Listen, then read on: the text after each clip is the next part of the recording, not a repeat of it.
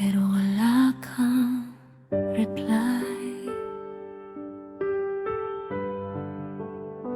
Nag-chat lang naman ako para malaman kung okay ka, pero ilang oras na wala pa ring sagot. Dati mabilis ka mag-reply, ngayon parang iba na. Kahit simpleng kumusta, hindi mo na magawa.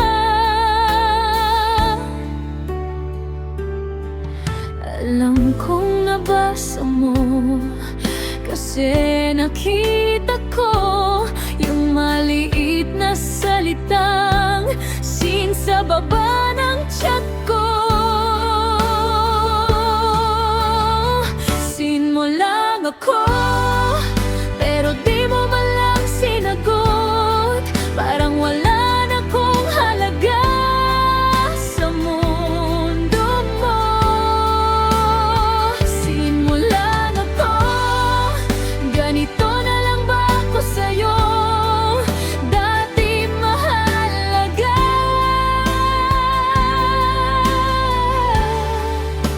ngayon hindi na.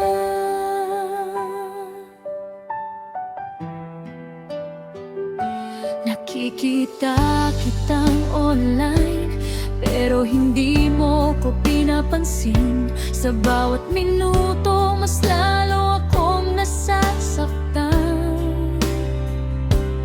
Iniisip ko kung bakit, kung may mali ba ako, o may baka na bang mas pinipiling kausap. Ang hirap